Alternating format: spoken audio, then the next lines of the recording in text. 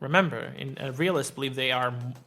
Maybe they're not. They don't believe they're moral, but they are following quote unquote amoral. It's their moral. You know you're going to get run over. No one's going to follow you. It's just not. I'm not going to be surprised if you stab me in my back. I always knew that could be a possibility. But if you say you're. Welcome to the first episode of the Kimudo podcast. What is realism in international relations theory? Hello, everybody. What is realism and international relations, or in the context of international relations theory, yes. or in the context? In the context. So, okay, I have, as probably mentioned earlier on the earlier podcast, I have a degree in international relations. I graduated for background in 2017 in Florida International University. So this is something that, of course, you could tell we probably prepared a little bit ahead of time. And because we are so passionate about this, we love this kind of topic. So starting off with realism in international, it's interesting because realism, if you're not familiar with it, if you were to give you kind of a little bit of a context for it, it is the perspective in politics that humans are generally going to care about themselves more than they're going to care about others. Of course, you're going to care about, your family and your children and all that, but you really just want to you're really interested in making sure it works because that's what you're interested in. So it's the concentration of power. And realist, the best described is, if you think about where kind of morals and ethics go, if you think about, okay, where would you kind of think about how much morals can you allow yourselves? And my answer is always I think that your moral and ethics should end. It should be, as much as possible, as much freedom as possible, but they should end when they start infringing on my rights, right? And then that way, we've kind of, you and I together, gotten the most amount of rights that are available because we've soaked up all the free space worth of rights, if there's such a thing, right? But in realism, this is exactly what happens in economics and kind of power.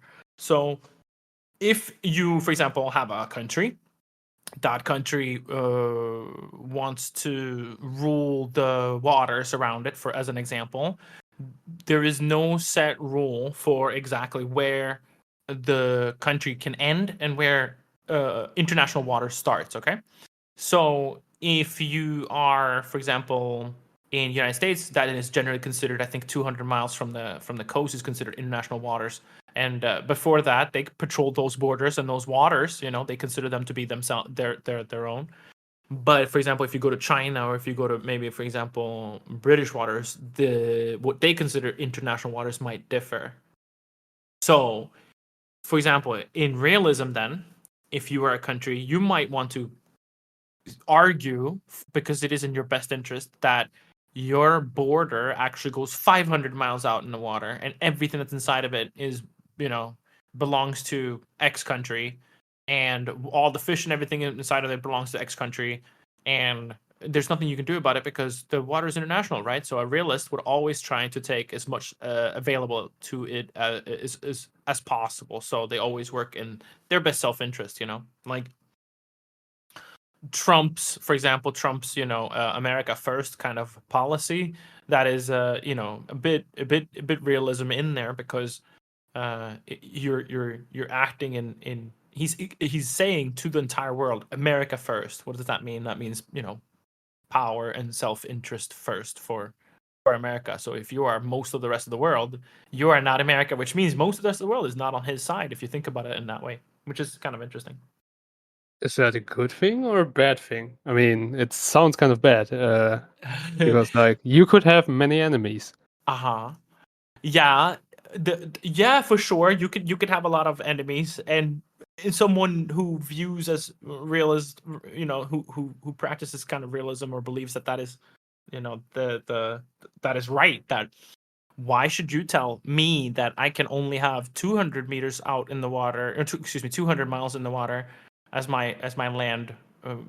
Who are you to dictate what's even near my country? Then, so there is a point, I think, for some people.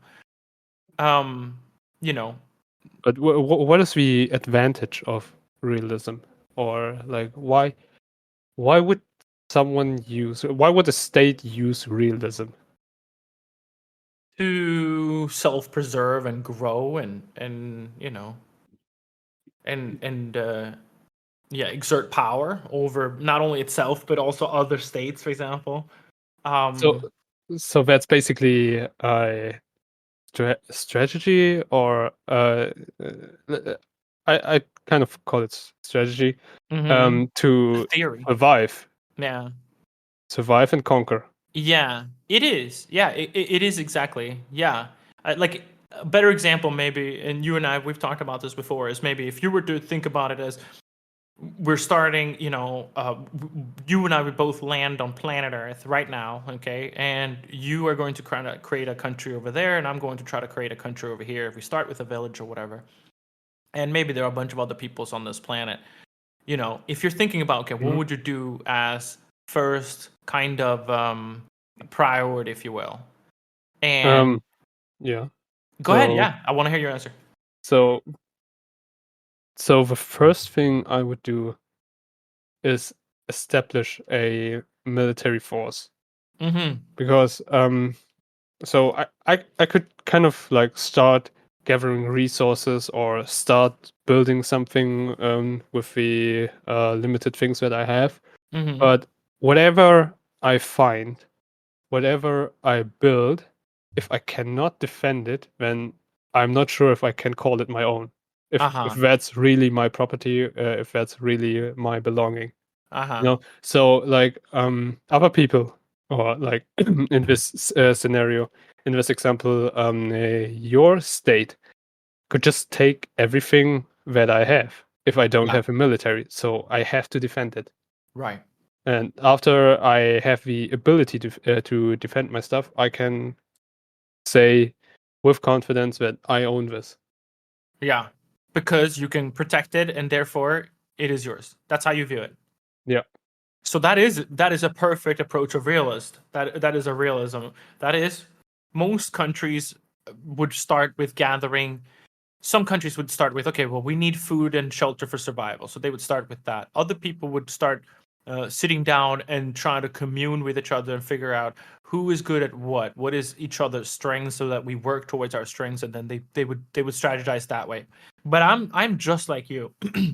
I also believe that really it has to be, of course, food and survival and shelter. But right after that, I mean, and I'm talking at the same time, it should be a military power, because otherwise, anyone else who goes and does a military action towards my country, while my people are gathering berries or food or whatever for ourselves, they would then just come in there and take it, because that is much more efficient, much more convenient.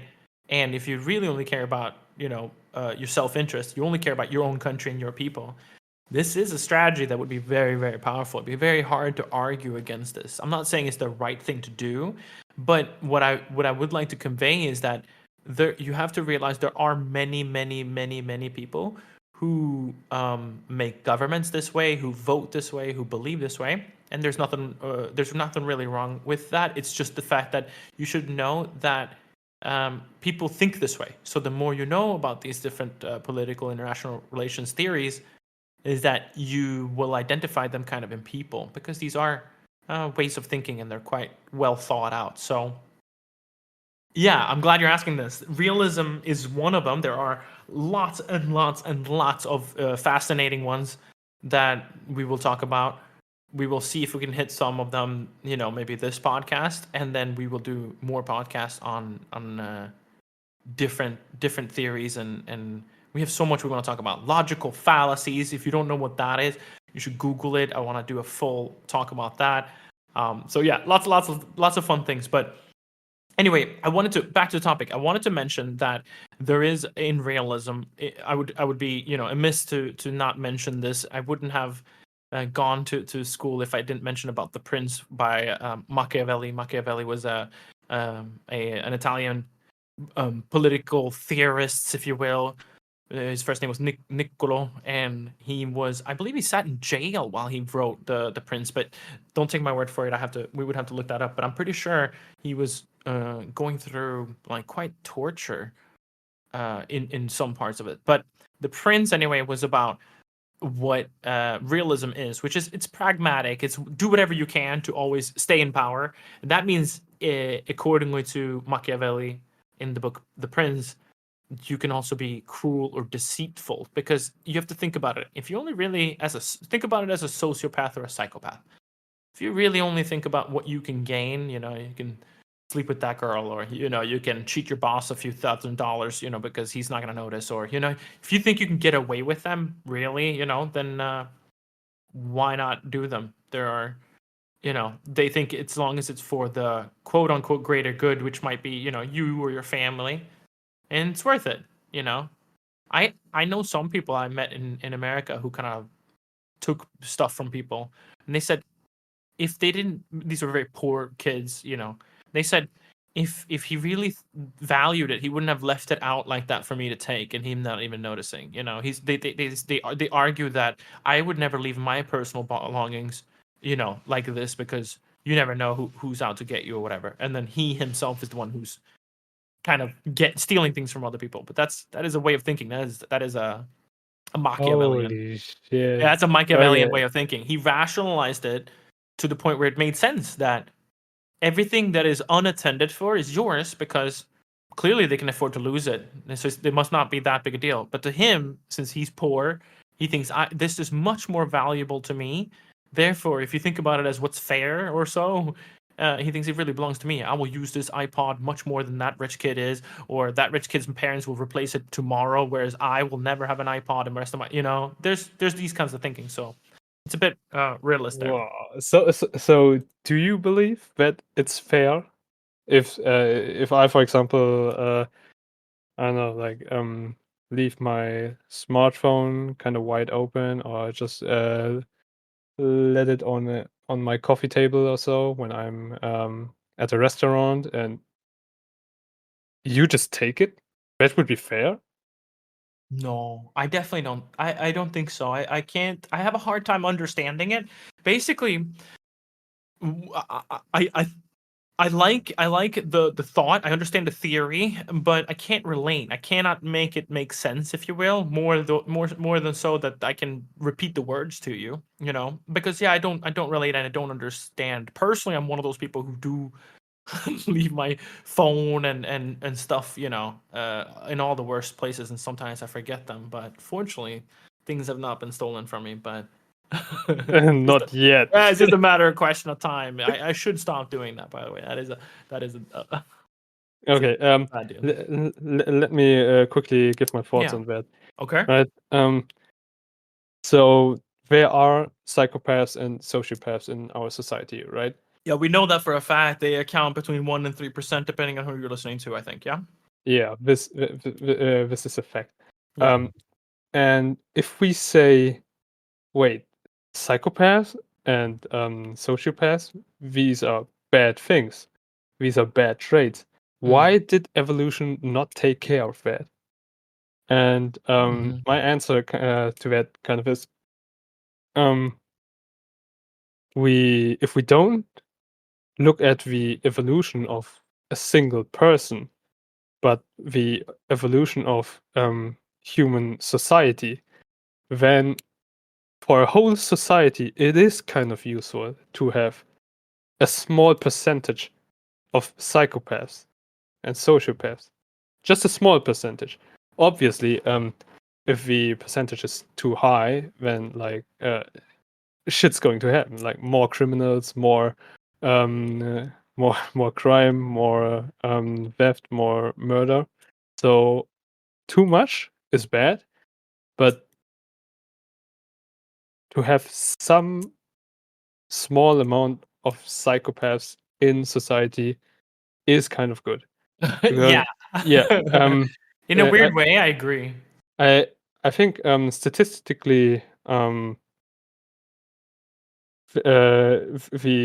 traits of the psychopaths are really good in some some careers, like for example, Uh-huh. surgeon.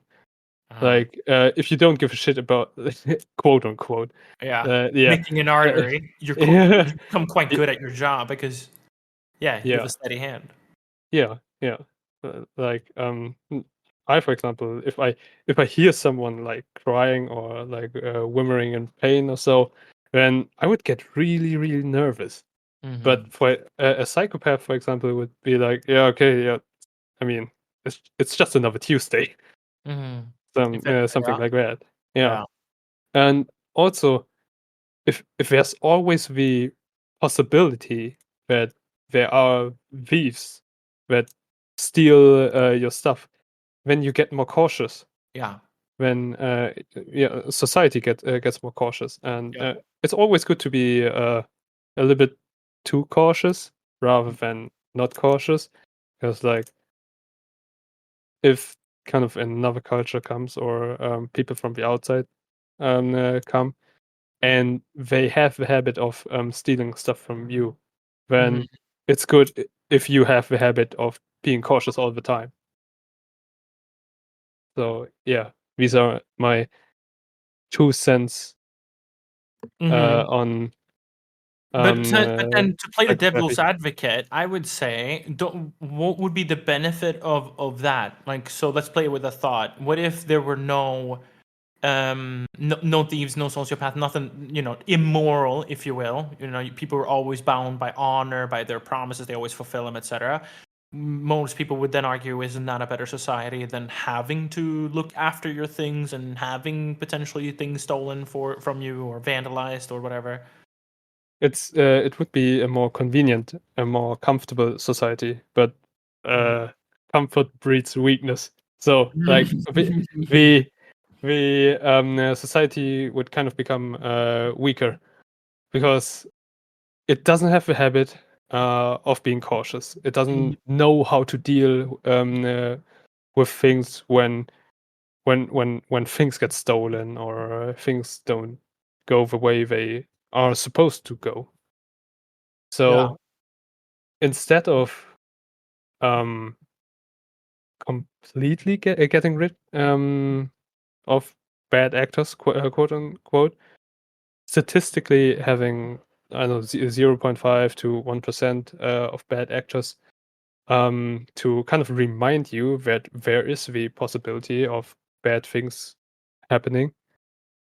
That's yeah, beneficial for society. It's kind of just like your own body. Like um, you don't you don't want an environment that is completely free of I agree. bacteria or viruses, because Yeah, like your immune system would just get really weak yeah, if that's the case. And yeah, yeah, in this case, like basically the same thing applies to society.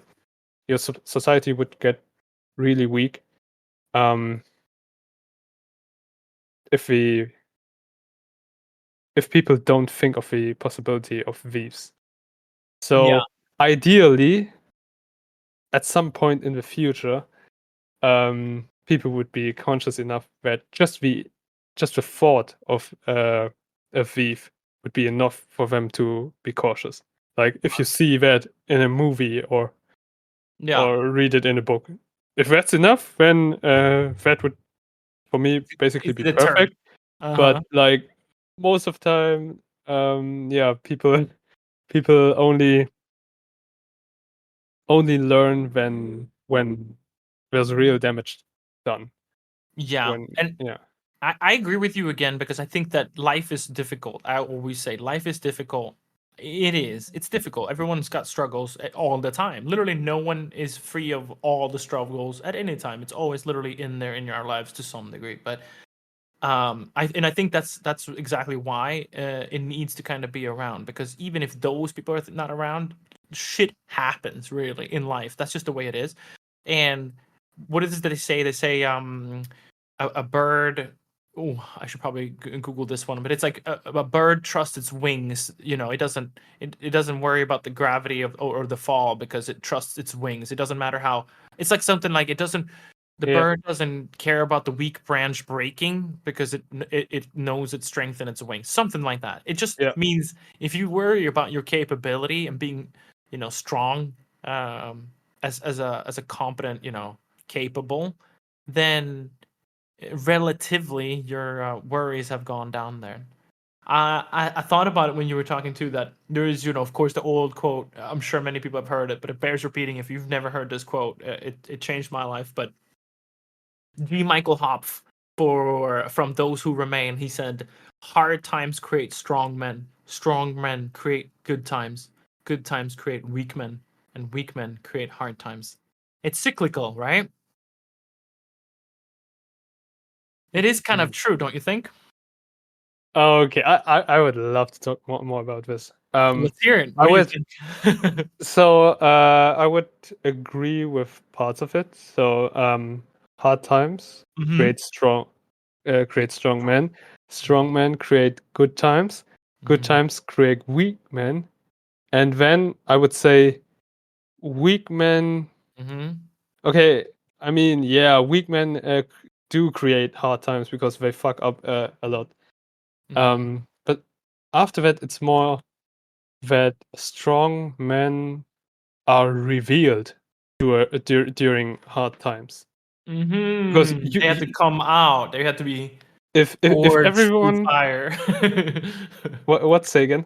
You have to be forged through fire to become, Yeah, yeah, yeah, yeah, yeah. yeah. That's one thing. Like, you have to be forged in fire to become real men or like really competent. Mm-hmm. But another thing is that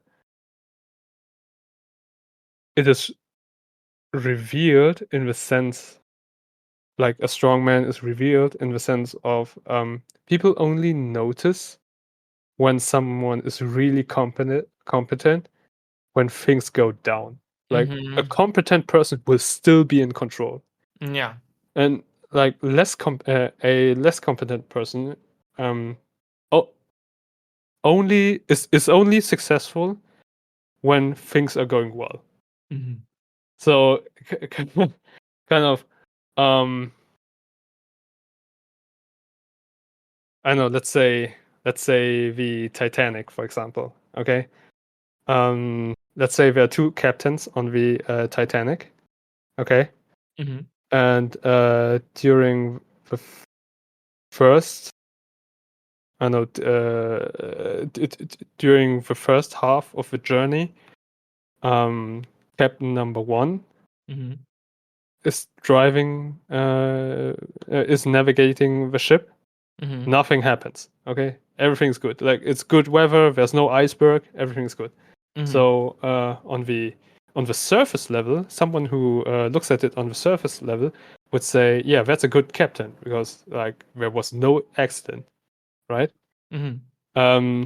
Then Captain number two takes over the ship, and right as Captain number two takes over the ship, an iceberg appears. Unlucky. Unlucky, bro. Unlucky. So GG. on the surface level, people could say, yeah, Captain number two is like a really bad captain because like right as he took over, he crashed he crashed the ship into an iceberg. Yeah. But that was just like a hard time. Like Yeah. it was just a difficult situation. So in that sense, I think it's really important Mm-hmm. for people, like not only for the people that create good times to be competent, but also for basically the rest of society to be capable of identifying who is confident and competent, Mm-hmm. especially competent, and Yeah. It not needs only on a both. Yeah. yeah, not only on a surface level, but also on a deeper level. Yeah. Because during hard times, like you have to know where you put your resources into, Mm-hmm. and if you don't put them into the right person, then yeah, they will create even worse times. Yeah. So yeah, I really love that quote.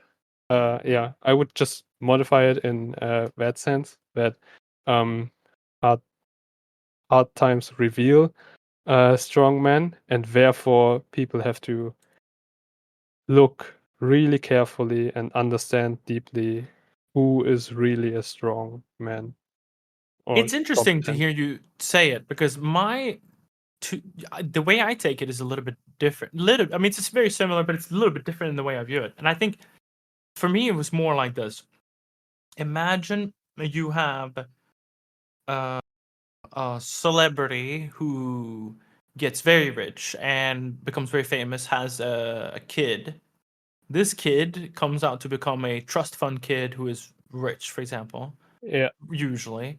And what happens to these trust fund kids? They don't learn anything that's difficult. Well, not difficult. That's the wrong way of saying it. But they don't face some of the, for example, just to name one, economic hardships that most of us face. One of the things that humans face the most on this planet is we don't have enough resources, and usually that comes in the form of water money. or money, right? Money can buy more water in most places, unless there literally isn't, water. But so you're giving yourself a shortcut to a huge part of what life is about, is missing and lacking resources and figuring out life through that, how to get those resources.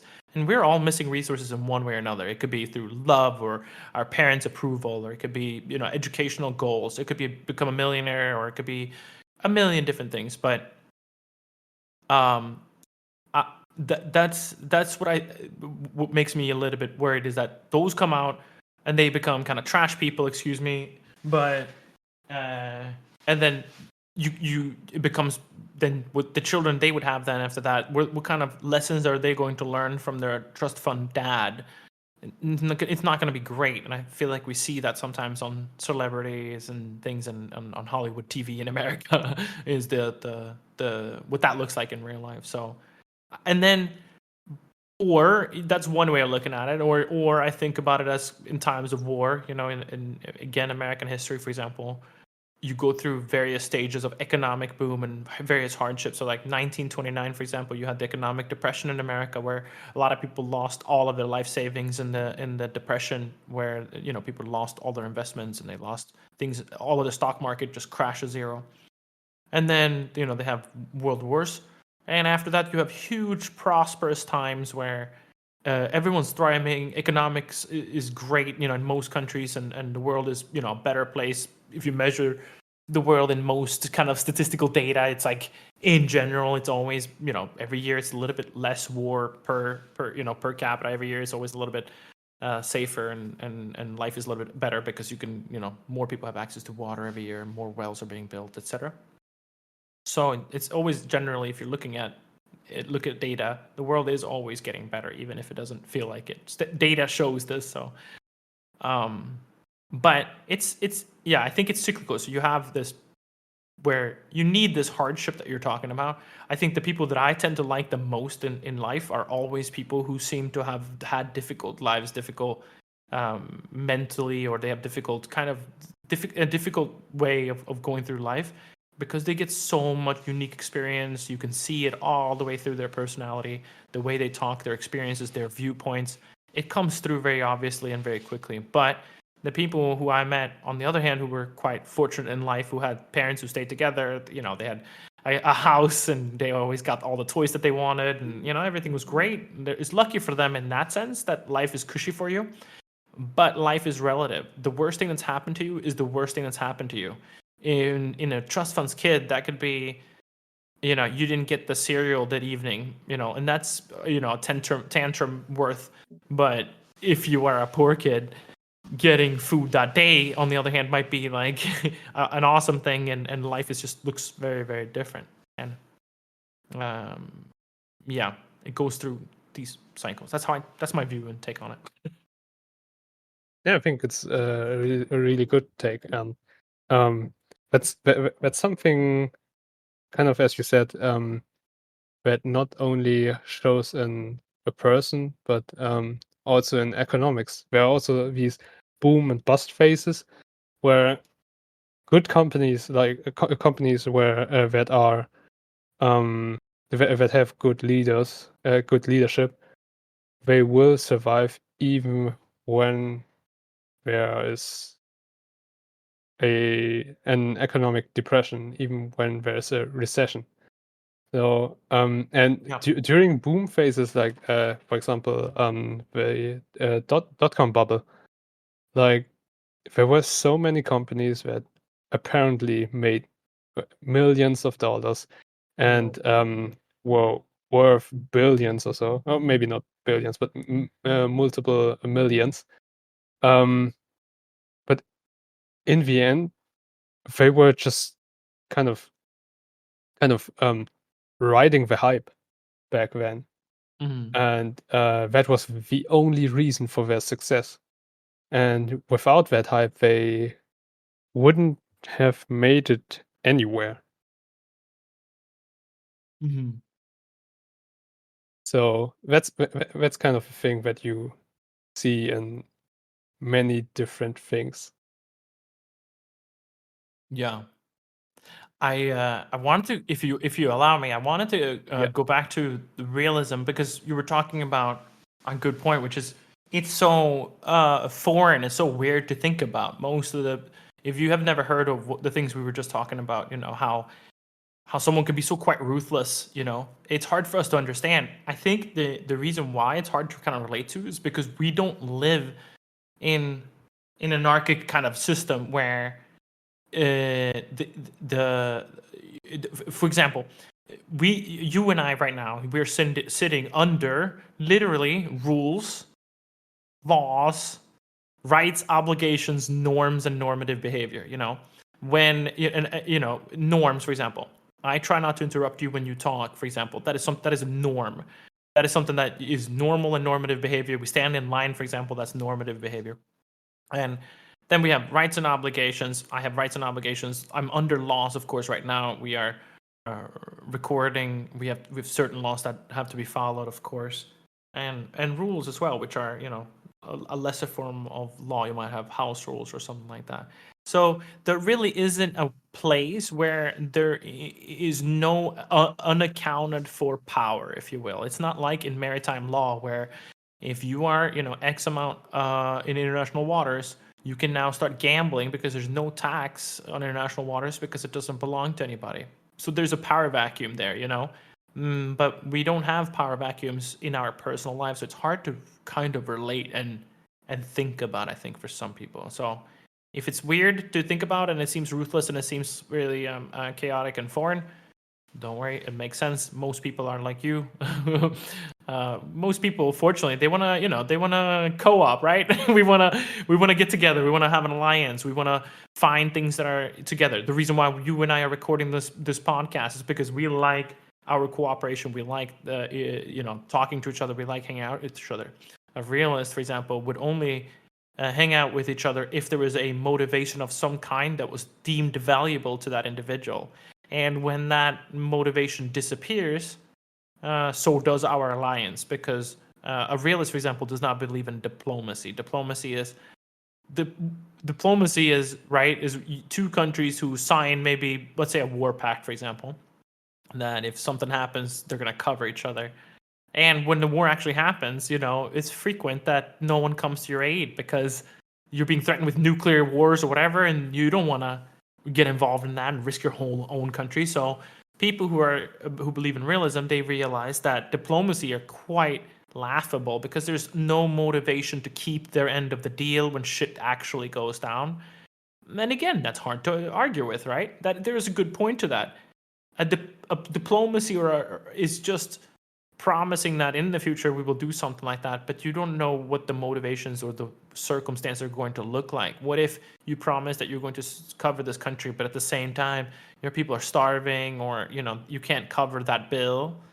You know, your motivation is to cover your own people first. Then there's no way you're going to help that other country. So people who believe in realism, they realize that it's silly. As long as motivations align, they know that the deal is good.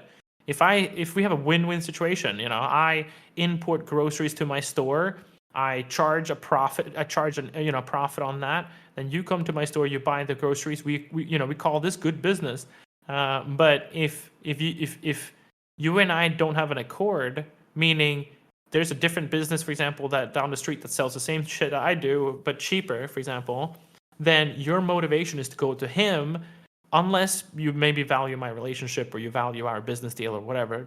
There could be, you could be late that way. But if your motivation is economic savings, or even in realism, your own self-interest, it would be a better deal to go to the cheaper place. That means more money in your pocket. You directly benefit. So it'd be really difficult for someone like you to motivate yourself to go to someone else when the motivation is no longer there, because there's no alliance to be had there. So that's interesting. I think it's a pragmatic consideration, instead of like honor or a moral imperative, or a diplomacy, or something like that, where we have an agreement because something extraneous. They're more like, if it doesn't benefit, how can I know if I know that we don't have a win-win?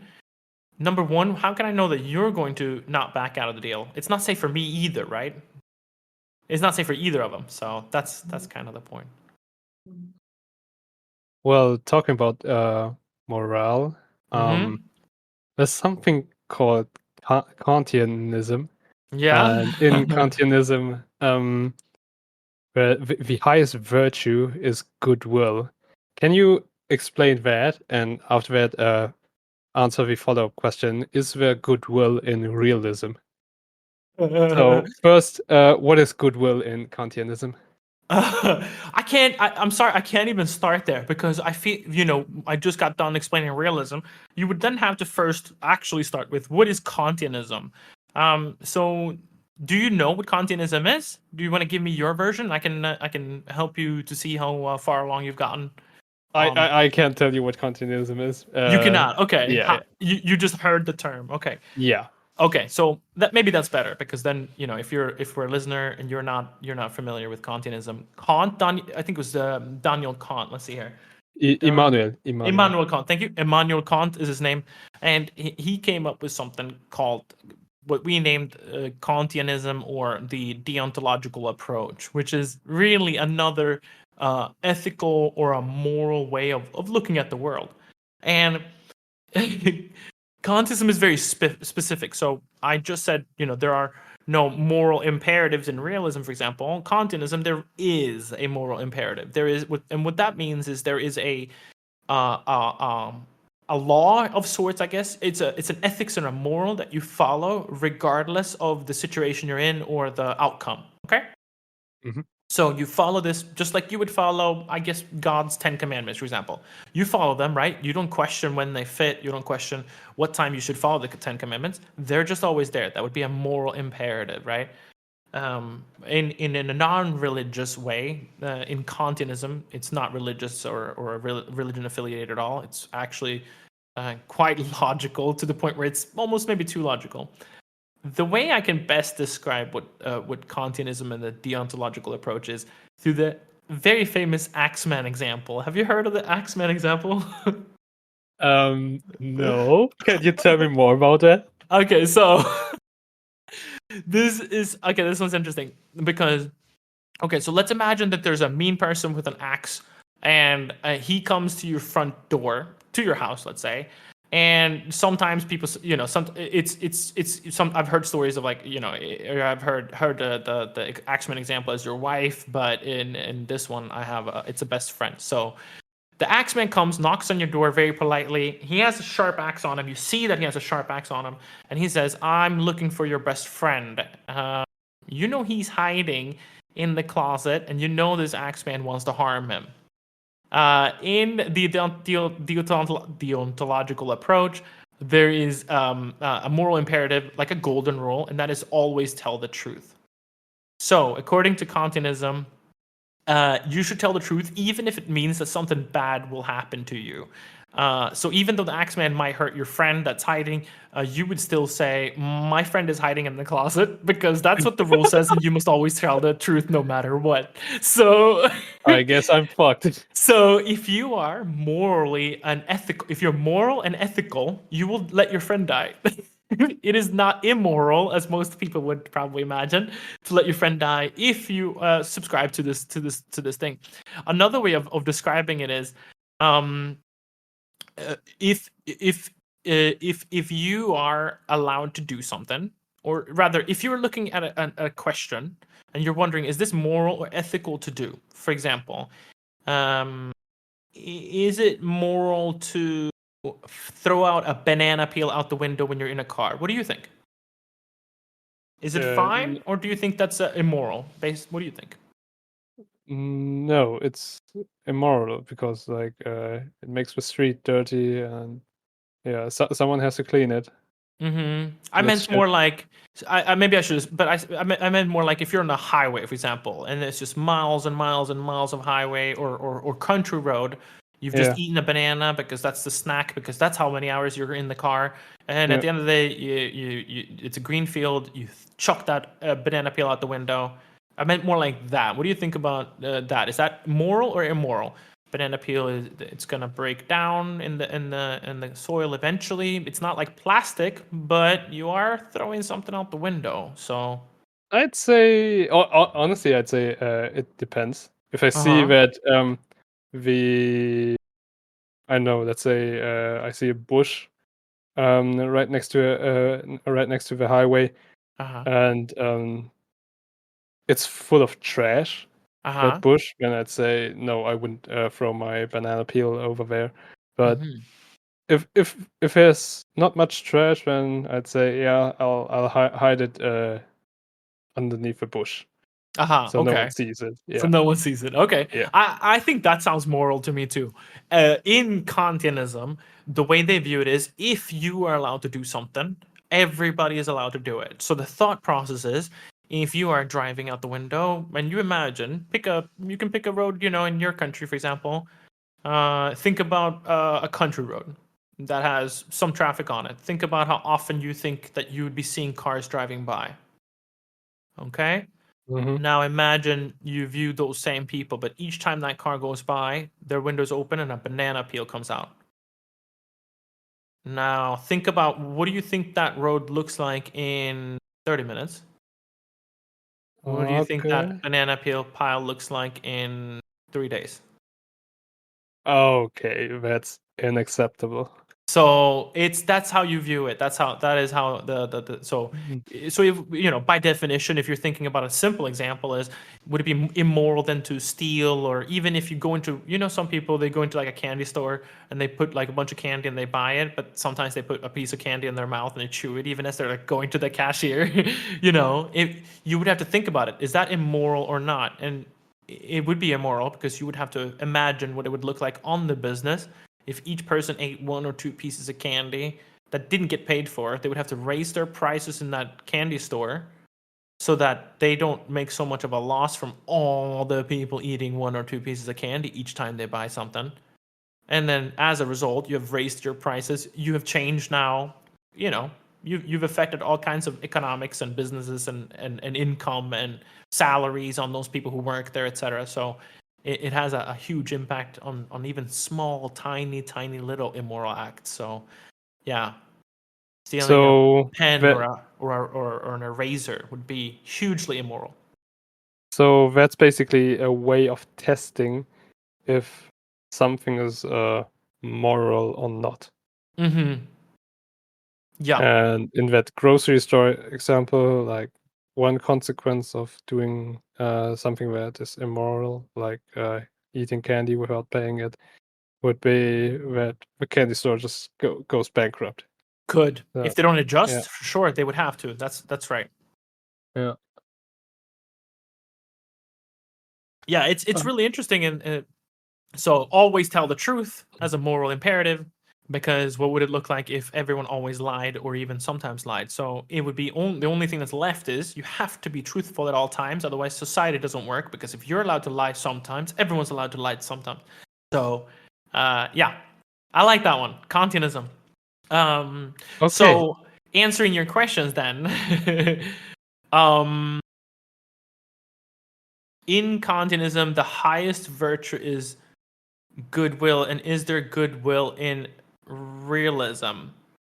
Um, I think, is there goodwill in realism? I will tackle that one first. I think there realism is quite ruthless, as we said, right? They self-preserve. They think about themselves first and foremost. You can always know and be prepared that that is how they're going to think.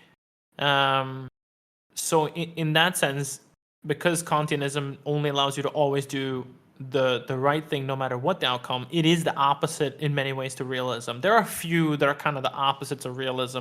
Another one is utilitarianism. That is another one that we can talk about. That is, you know, Let's talk about that after Okay. this. Okay. All right. Remind me, and we will talk about utilitarianism after this. So, yeah. So, where they would meet together is if there's a motivation from both parts to do some kind of good. It would have to be a win-win. So the motivation from someone who believes in realism versus Kantianism, they would probably understand that. They would have a good understanding of each other, which would be a good thing because as long as the person in realist, right, as long as they stand to benefit, there's motivation for them. As long as they see that it's a win-win, they also feel safe with someone in Kantianism. And a deal would have to, from the Kantianist view, you would have to look at the realist and go, as long as we can come to a mutual benefit on something that is going to benefit, again, a win-win, and then they can go cooperate. Kantianist after that is, I guess, going to be mostly worried that if any kind of situation changes, he knows that the realist person would then back out of the deal immediately if it turns out that the landscape changes and it no longer becomes positive. Whereas Kantianists would be more reliable to stay. They would stay in that deal no matter what, because that's the highest moral and good. Yeah, the opposite would be, pragmatic considerations instead of moral imperatives from the Kantianist. So, yeah. I was just thinking about the Kantianist approach of figuring out if something is moral or not. Uh-huh.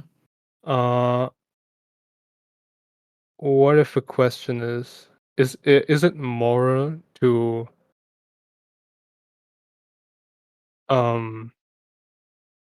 work and fight for your own survival? That's a good one. So if everyone did it, yeah, I would imagine so, right? It would be understood as fine. So in that sense, he would understand a realist Yeah. because he would also, but it would still be a moral imperative standing in the way because a Kantianist would still believe that it can't be at the cost of anyone else, whereas a realist would have no problem breaking that. So that's where they would differ. Yeah, I was just talking about the approach, like how to get to a morale, like how to figure out if something is moral or not. And like I think Kantianism, if we view realism through through the lens of Kantianism, then that would produce different morals compared to if we look at citizens within a state. Yeah. If Like you zoom in or zoom out, yeah, right. exactly. Yeah, Yeah. there are different rules, different Yeah. morals, whether Yes. you're zoomed in or zoomed out. Yeah. Basically, yeah, exactly. Did you think of any other example where if you zoom in or zoom out, that would be interesting to think about or talk about? If you zoom in, basically, Uh-huh. there are laws and there are cultural norms that should be that a citizen should follow. And in contrast to that, that's not the case for a state, because Uh-huh. in between states there's basically anarchy because there's Yeah. no higher authority, basically. Yeah. Right. Yeah. There's no So that unitary power that decides over both of them. Therefore, it is a free for all. yeah, that's basically the state. But in terms of states, there are bigger states and there are smaller states. Mm-hmm. So like smaller states, they can't negotiate as well as bigger states because like Right. they lack the resources, right? Yeah. Like a small They, state like Liechtenstein, they can't protect themselves. They can't provide for themselves completely. So they need alliances. They need cooperation. Whereas a big nation like the US, like has plenty of resources, so they can provide for themselves. yeah. They can protect themselves. So they have more negotiating power. Yeah, yeah, I would say the big states have all, in a realist approach, they would have all the negotiating power because uh, if you know, like we talked about earlier, if you cannot defend your own country, then you are honestly, you could be subjugated to any country at any time. And yeah, that is kind of how honestly the world works in many ways, right? You have in America, for example, you have all the states under one federal flag. In other places, you know, you have splits into smaller islands, for example, or you even have splits into smaller countries, and they become kind of proxy states to these larger ones because they have to sign these deals. Not sign, but they have to, you know, align themselves with one of the you know, one or two larger unitary states, because otherwise you are going to fall prey to one of them because a big one's just going to take over your country, because why wouldn't they? They would be free resources for them that they can harness at your expense, but it would be no big deal to them, right? It's just bigger now. They just control more resources, which is better for them. So So in that sense, there's basically completely different strategies for big states at small versus states, smaller states. Yeah. yeah, the big So role, yeah, the role. Sorry, I didn't mean to cut you off. Go ahead. no, I was trying to ask you the question. What's the best strategy for small states? Ooh, I mean, I think of it. The way my example would be is like you've seen those, like, you know, prison shows in America when, you know, some new guy joins the prison system, and very quickly it usually follows that they have to join one of the a couple of gangs for survival, because otherwise the gangs usually just have their way with that person, or they, you know, stab them, kill them, steal their stuff, because if they're not affiliated, there's no one who protects them. So everyone has to kind of join up or die, or join up or get abused, or join up and, you know, really fall prey to any and everyone. But as soon as you join under one of these gangs, then if anything happens to you and you are under this flag of this gang, then there are rules, there are prison rules, and they have to get you back, because there cannot be something done against you for at no cost, because then they will just continue doing it. So there has to be a payback, and that's why the it's a very violent place. And so in if we're looking at an anarchic, you know, international system where you have big states who can then grab all the power, if you have a nuclear, you know, nuclear bombs, then you can dictate a big part of like what is going to fly and what's not going to fly. If you have a big military power or a big economic model, you know, big GDP for your country, for example, you are going to have more power and authority to dictate how international policy, for example, looks in this world. You know, America is huge on setting international relations policies, in big part because we adopt a lot of it into, you know, Europe and the rest of the world. You know, sometimes along with it, because the conversation is dominated or always including United States.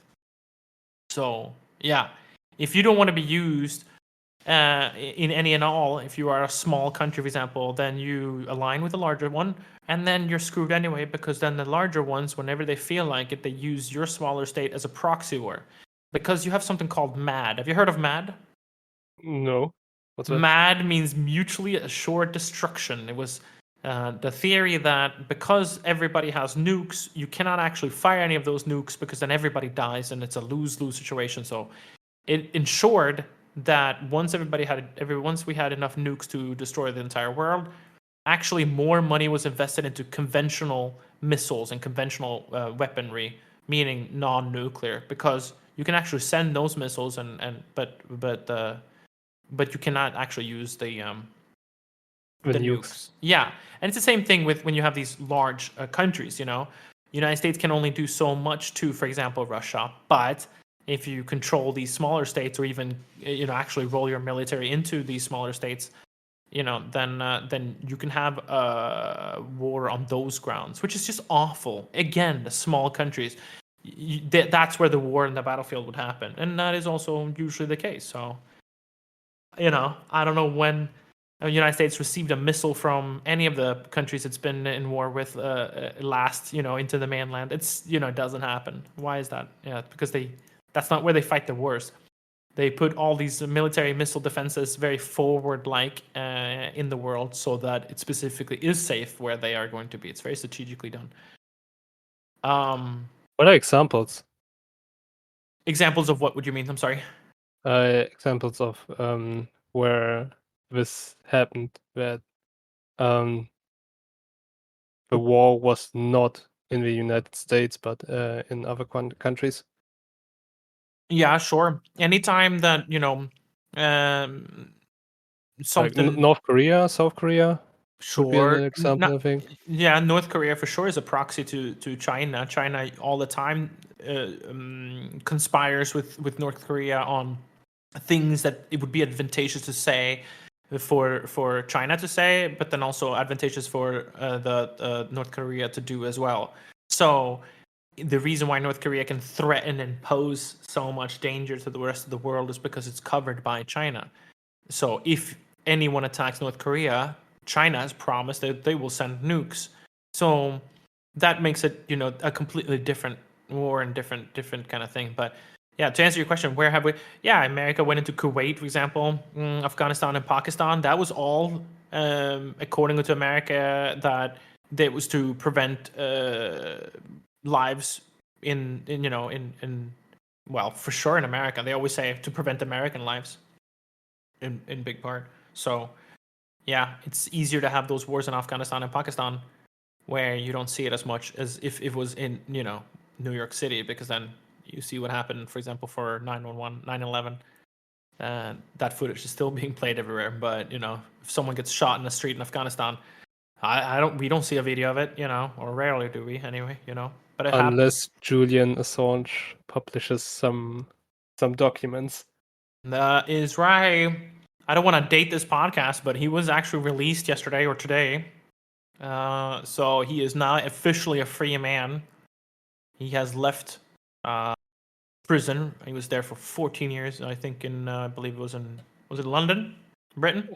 Yeah, it was Britain, I think. Yeah, so he went back to Australia. It was either today or yesterday. So he is a free man. Yeah. What do you think? How do these kinds of people, someone like Julian Assange, you're moving to the non-state actors. These shifters of the world, right? Yeah. Yeah, the Elon Musks, the Warren Buffett, the Julian Assange, the Edward Snowdens. They're fascinating. I think all of them are really interesting, for each of their own. For example, Elon Musk, for example, is the first person in the world who has or going to make money in space. Prior to this, it's been that NASA, for example, or were donated money to or paid by taxpayers, and it was a one-time use rocket, and that rockets that was going to be a huge cost that was just not going to come back to you again. But now he's trying to make it so that not only has he been successful in rockets, of course, landing back on Earth, but also he's trying to create, what I kind of call as a gas station. That's probably a bit of a misnomer, but he's trying to create some kind of a space station that is a bit out in space that you can use for various things. and could be used as a pit stop potentially from other rockets or either people moving from Earth into space. Maybe makes a pit stop there, for example, and then continues on with more fuel or new supplies to wherever they're going to go in the future. So the thing about this is means that once a rocket can be reused, and also maybe also once this space station is up and running, there's going to be a viable economic model where it's going to make the cost of going to space, 1,000% cheaper eventually, right? Because there's no more insane thing than to make a multi-billion-dollar rocket that is not usable and becomes space debris after one-time use, whether it worked or it didn't. That's just a crazy model. So I think he's changing the world in a huge way in that sense.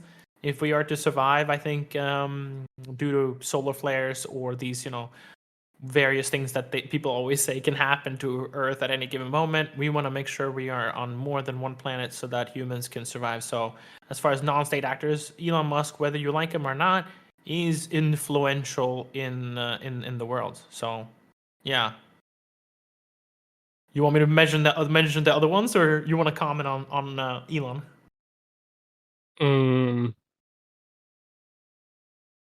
What is? I'm not sure how to say this question right now.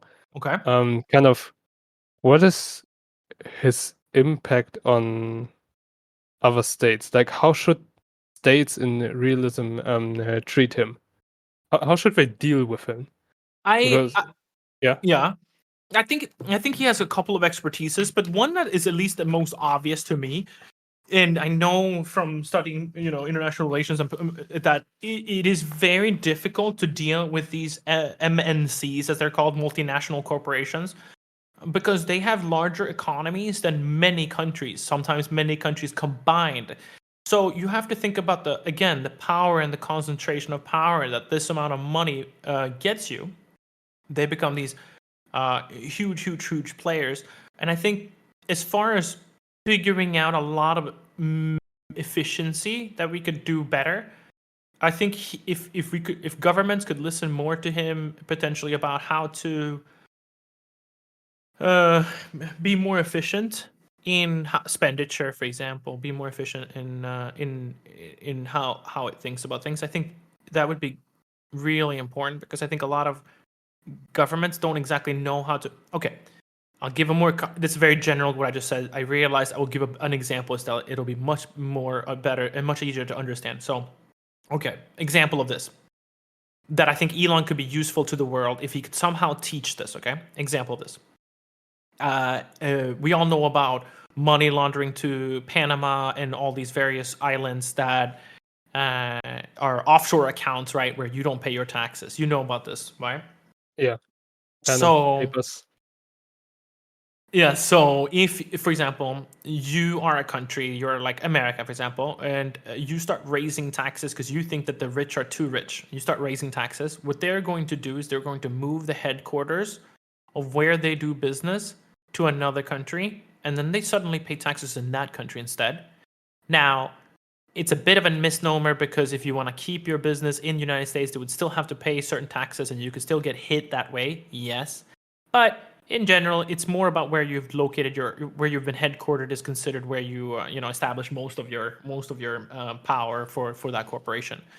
Many people decide that, okay, well, if I'm shopping around and I can do that to any country, I'm going to find out which one are the cheapest ones for my company and my personal taxes to be in. And they find out that, well, there are these offshore both banks and countries that are islands that say, oh, well, we have our own country's law, and in our law we decide that we don't release any of this information to any other country.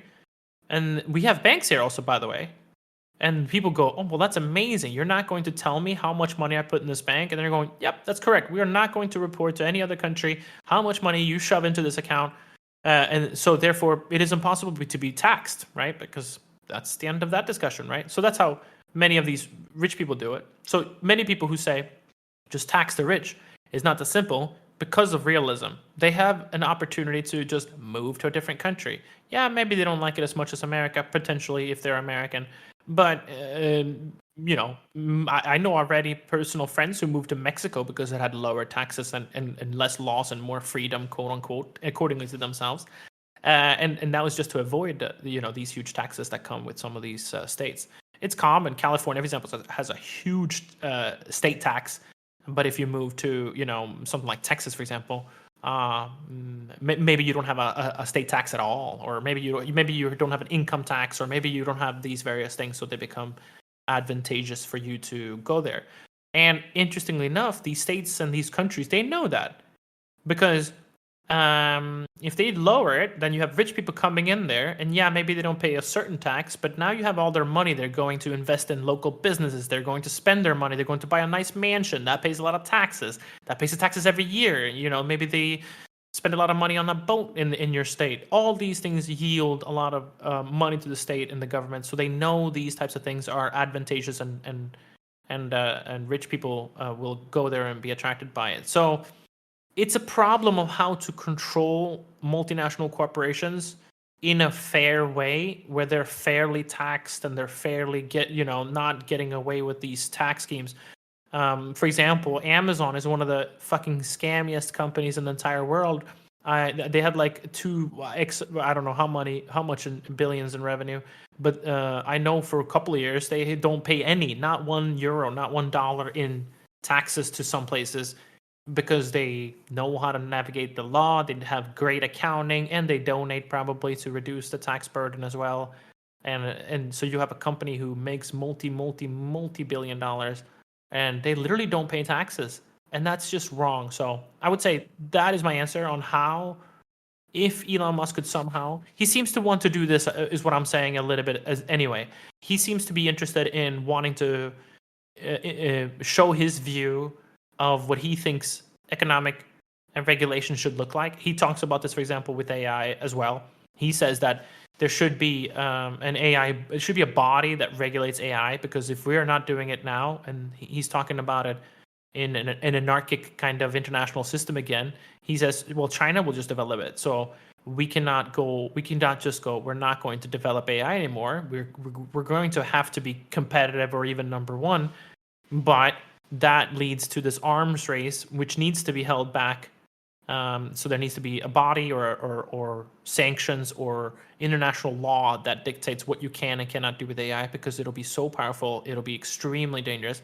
And that's another example of how I think he would be both up to the task. I think he'd want to do it, and I think he could be good at it, again, for all of his flaws, which, again, there are many. I'm not saying if you're hearing this and you say I'm an Elon Musk chill, I'm definitely not. I'm just saying that if you can use people for their strengths, I don't know. Maybe I think that could be one of his strengths that he could be good for.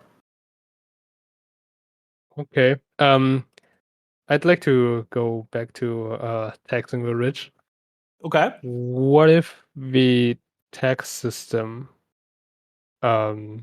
was on a blockchain like Bitcoin? Mm-hmm. So in that case, like especially for big corporations, Mm-hmm. everyone would see how much money this corporation has. Everyone would see how much money this corporation is spending and earning, Yeah. How and many to whom. transactions they're doing too? It Yeah, would be yeah, showing how much business, what kind of a network there. yeah. Yeah. And if it's that visible, then, well, tax evasion would be difficult. You can't just go to Panama and Panama says, yeah, we won't publish this information Yeah. because it's already public on the blockchain. Yeah. So what do you think about that? Yeah. Huge proponent of decentralization and really transparency. And I think this is, well, we both know this is the perfect one for that, right? I think that is how the future looks. I think it's inevitable. I think I think people won't accept anything less than more transparency that we have. I think particularly the younger generation, the Gen Z generation, they're particularly allergic to it. So yeah, if we're following that general kind of trend, That would be really, really interesting to see. What would that look like? I not to change the subject, but just about transparency and decentralization. I always thought that we should vote on individual topics ourselves through our phone, and it should be. I mean, if we can do, I don't buy that we can't do that safely on the internet. Particularly not soon when the quantum computing comes, then I bet definitely we have a solution for it. There's going to be a way of doing it safely. I promise with quantum computing. But I think maybe even now we could do it in a way. If we can do banking, quote unquote, safely online, I don't see how we couldn't vote on these. I don't buy this argument that it's not safe to vote online because it could be, yeah, but they're already tampered with in most countries almost anyway, aren't they? How many people really have good faith in their election system that it's not being tampered with or messed with in some kind of way? We all think it's something. It's a some percentage, right? I mean, what would you do in that case about like, well, if I have two phones, then I have two votes, right? Yeah. I know how South Korea is looking at it. They tie their online persona to their social security number. Oh, Yeah. You cannot do things online, as far as I understand, and please correct me, but many things are tied to your actual name. So, for example, on YouTube.com in South Korea, I don't know this to be true, but I could imagine that you only sign in with your actual name and your profile. You don't keep like like me, Kim FTW as my pseudonym. I'm sure there are plenty of things you can do that, but yeah, as far as I'm aware. I wanted to talk a little bit also about what happens again in one of these international systems. So, for example, do you know about China's magic island making? Have you heard about this? no. What's that? Okay, so Explain that to me and the listeners. perfect. I will. So, for some years now, China has, because the country is very large, you have to have these transporter ships that go around the water around the coast of China in many places. Okay, and Yeah. what they have figured out is they can create fictitious land. So they pump dirt, sand, and other things, and they make these islands so that these huge ships have to go through and pay toll.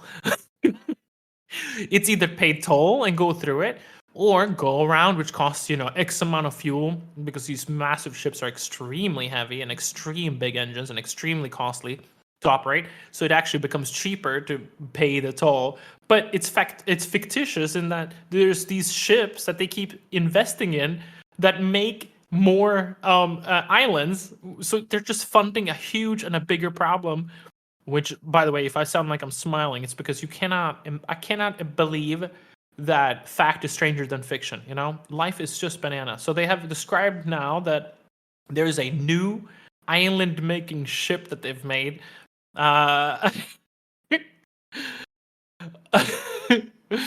And China's been accused of creating art. I'm reading on the BBC right now. The article is called World Asia China. And it says China's been accused of creating artificial islands in the South China Sea to bolster its claims over the contested waters. So again, that goes into what I was saying now. So think about again what we talked about. So if they've made new islands, now they've expanded their territory, haven't they? Because now the 200-mile or whatever you consider is now further out, isn't it? So they literally claim the world. It's like a video game. I'm telling you, it's just so crazy. So this new ship is called Tiankunhao, which is the legendary enormous fish that can turn into a mythical bird. You guys gonna have to Google this yourselves. It's called TIAN space KUN as in Nancy space HAO. Tiankunhao. And I apologize for my pronunciation. This ship is 140 meters, and it's the biggest ship of its kind, according even to themselves. It is capable of digging, listen to this, 6,000 cubic meters an hour, which is equivalent to 3 standard swimming pools from 35 meters below the water surface. So it just drags sand and mud and coral, by the way, so it messes up the natural. It's not good for the environment. And it cuts the material out from seabed, suctions it up, and conveys it as far as 15 kilometers from the ship to pile it up and form new reclaimed land, reclaimed quote unquote land, similar through smaller vessels were used to build. Yeah, so they've been building these islands since 2013. More than 10 years. Yeah. So you're telling me that if I look at the coast of China, they are using this ship, this Tian Kun Hao, Yeah. when they could just drive 200 or 300 kilometers away from the coast, build another island there. That's right. Yeah. So and then claim all of it, Yeah. all of that sea that they have crossed Yeah. as theirs. Yeah. And then from that island, they go another 200 kilometers, make another island, play more sea, and do it over and over again. Yeah. I mean, you could not lay it over anyone else's water or sea, quote unquote. So you could only claim kind of the unclaimed waters. But yeah, for sure, you could own all of the unclaimed waters if you want. This is realism. This is realism in a nutshell. I'm showing you a direct example of what realism looks like. Why would China do this? Well, because it benefits them to toll and they could make more money, and because they can. Because they can. Yeah, it benefits them, and they can, so they're going to, and they already are. So the more toll we pay the Western world to ship stuff through, the more they're going to build these ships. We're going to make more. Yeah, you hear the problem? It's a Yeah. bananas. That's a money printing machine for them. Yeah, A pain in the ass for everyone else. yeah, it's a huge problem because then the next step is, what if they declare war? Now you have a whole different international world system. All of those ships are going to have to go through China. It's blockaded. I mean, there's so much stuff you could imagine you could do very quickly. But now it's peacetime, so we don't think of it as that serious. I mean, it is very, very serious. Obviously, it's hugely serious to do this. But it's not wartime serious. But what if it is in the future? You know, then now you've built a fortress across the water. You could literally block. I mean, yeah. Imagine. Yeah, Use your own imagination. like with many islands, if with a chain of islands, China has basically complete control, and like in during war times, like you could not attack China. No. It would be really, really difficult. It poses a whole new set of scenarios and problems and complications. Yeah. Wait, is that the reason why Taiwan is so important to China? Because like Well, that's basically one part of a sea that they cannot control, or yeah. Well, it's harder. Yeah. if China ever listens to our podcast, you just got us canceled for sure. They don't view it. Oh yeah, yeah, right. There is no Taiwan. It's only, you meant to say China, right? You meant to say Yeah. China. So East China. yeah. So now say the question again. So China is really part of China. So now.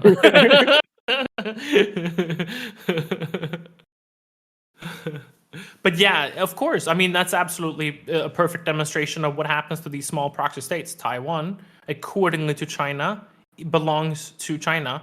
But if you talk to someone from Taiwan, you ask them how they feel about being Chinese. They don't. They don't.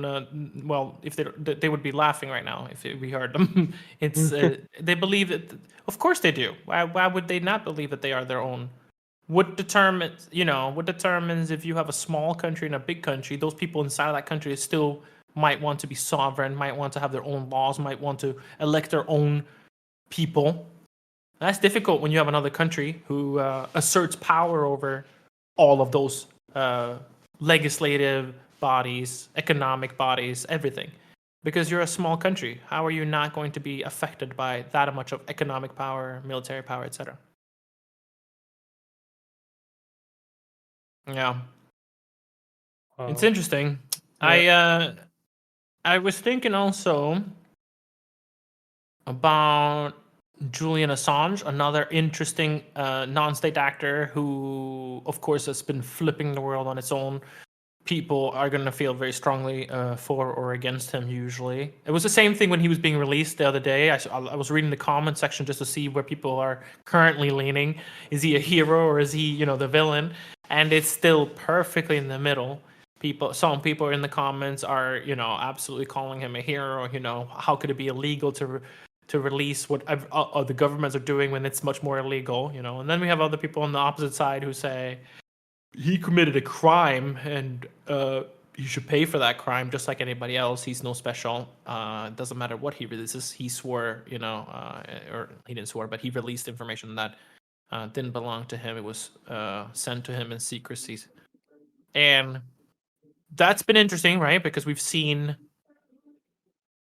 a lot of change in the world. We learned a lot. Panama Papers, for example, we were just talking about Panama. The Panama Papers were released, through Julian Assange. We only know this because of WikiLeaks. That is an absolute fact. So the fact that we don't have WikiLeaks releasing things like we used to, where at all, is I think it's sad. I think it released. I think it did a service to the world. Yeah, of course it did a disservice to the countries and the people it affected. But guess what? Most of us are not those people. Most of us actually benefited from this. So I think a net positive in that one. What do you think? Do you think that WikiLeaks is inherently good, inherently evil, something in the middle? What do you think? Definitely inherently good. I'm definitely pro Julian Assange, which might get me cancelled in another country. Yeah, because in Uh, my home country of Sweden, he was accused of raping two women. So you are now a pro rapist, just so you know, by saying that statement. So congratulations, we're canceled for the second time. But continue, I'm listening. uh, I don't know. I kind of feel like this episode has kind of been a cancel speedrun or so. Yeah, we're trying. We're trying real quick, okay? If it ain't gonna happen, I mean, if it's gonna happen, it better happen now. Otherwise, they can get out of our way, I think, because we're coming. Wait a minute, someone's knocking on my door. Oh my god, it's the FBI. Dum, dum, dum. Open up. It's the FBI. Okay, you go and open the door, and I will continue talking to our listeners. That's fine with me. Yeah. Go ahead. So Okay. yeah, I think in general, Yeah. knowing the truth is better than being lied to. Yeah. Um, in that sense, it's kind of if you're living in a simulation or not. Yeah. And question is, the people that are controlling the simulation, are they on your side or not? Yeah. Then, in that sense, it's better to know the truth and then to decide on your own what's the best thing to do now. And this topic definitely reminds me of George Orwell, Mm-hmm. 1984, Classic. and a absolute classic and an amazing book that, in my opinion, everyone should read, especially nowadays. Yeah, Um, it's been relevant, I think, always, just to varying degrees. You've always been able to apply the book to things. I think it's yes. I have to mimic and agree with you that it's a great book. Definitely recommend to anybody. It's a bit. I think could be a bit difficult to read. Would you agree? For various reasons at times. mm, one reason it might be difficult to read is it's banned in some countries. Okay.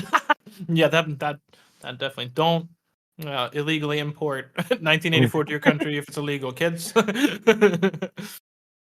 Other than that, like for me, I honestly I don't read a lot, which is something I should change. But for me, it was pretty easy to read. So yeah, it was good. Can I say why I think it's hard to read? Yeah, tell me, tell Just us. super quick, and I want to hear what you're saying. For me, I think it was two things. One, um, it's quite dark. So if you are suffering from depression, like myself, it's a heavy book in that sense because you can really feel how the stresses impact the character, the character and the descriptions in the book. So I think it was difficult a little bit because of that. And then the second thing I found was difficult is when you just like the Simpsons, they always predict everything. Because I see 1984 in many different scenarios in the world. I think like, oh my god, is this thought crime? Is this these are things that are in the book, but it's because it's just scary that we have kind of quote unquote almost a manual for look, if you're not real careful, this is what it could look like. And then we see it identified so often in the real world, and you go, okay, well, we should be seeing these red flags. Haven't these people read the freaking book the same as I have? You don't see where we're headed. But so that's why those two reasons. It's a heavy book just because of that, and yeah.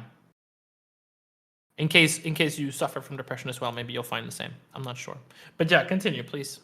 I wanted to ask you, like, where do you see 1984 today?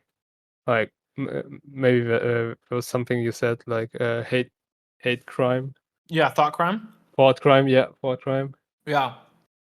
What about it? Nowadays, nowadays it's basically hate speech. I know, Mhm. like people screaming for censorship Yup. in Canada, whether it's in Canada, whether it's in the US, whether it's in Australia or anywhere else. Kind of a lot of things are labeled as hate speech, which is a lot of times the equivalent to thought crime in 1984. So basically, like you're not even allowed to think something. Right. And in 1984, something that the ruling government is doing as well is newspeak. So like they Mhm. literally try to control the language because That's right. like if you can't if there isn't even a word for something, how can you think about it? Right. Or how can you That's the define it? logic. Yeah. Yeah, and And how and can you make it illegal? Yeah. Or how could you market it? Like erectile dysfunction, for example, was a marketing term. That's not a medical term. That was invented so that you could call it something and sell a medication for it. That's true. Google it, kids. maybe not the kids, maybe the adults. Yeah, okay, maybe if you're a kid, don't Google erectile dysfunction. Ask your mom and dad what it is instead.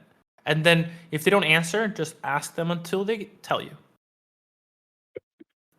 And then the mom is like, "Your dad has it." I don't know, ask your dad. Dad. Honey, don't show them.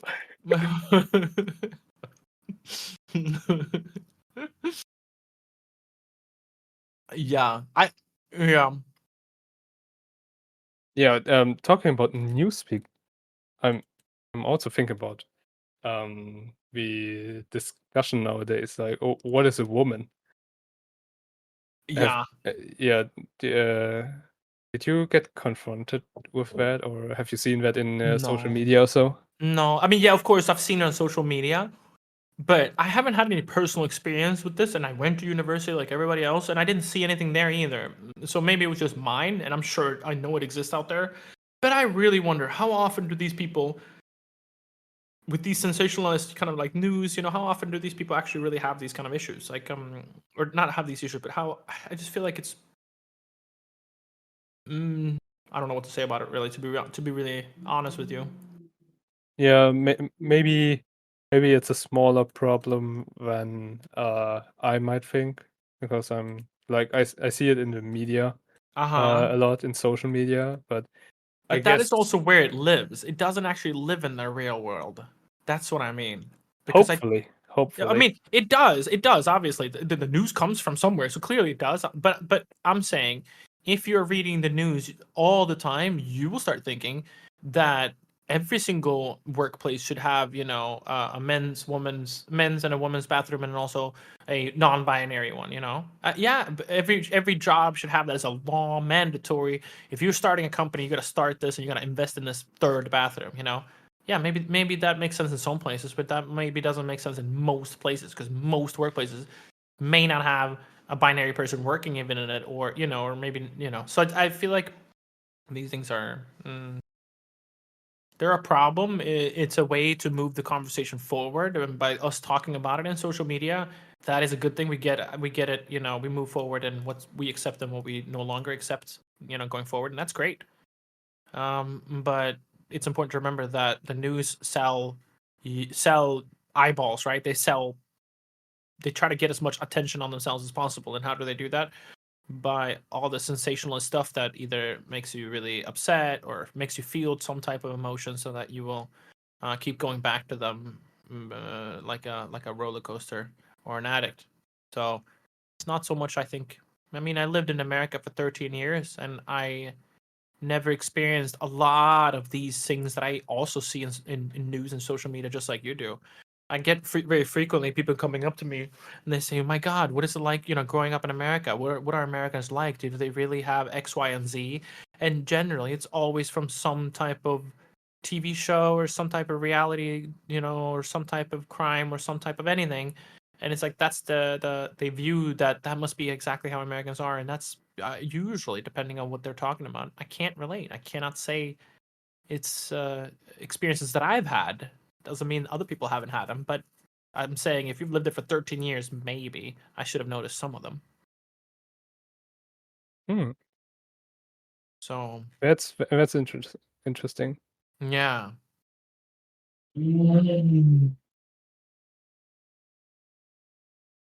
Okay, I guess we go back to international relations theory. Uh-huh. Okay. Listening. You So you asked me about utilitarianism. We never did go there. yeah, that's what I wanted to do You were now. gonna okay. You were gonna go there Yeah, now. Okay. perfect, And I perfect. apologize for interrupting you. You already had it under control.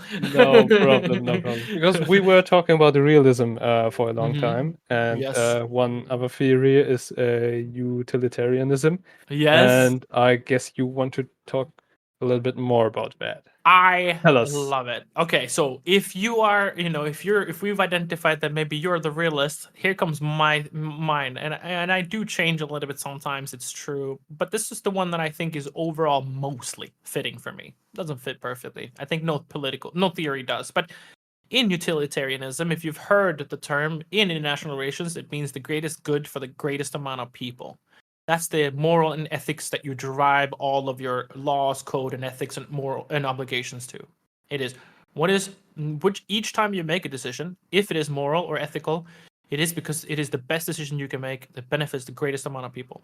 And what do I mean by that? Well, like you said earlier, you can zoom in or you can zoom out depending on what we're talking about.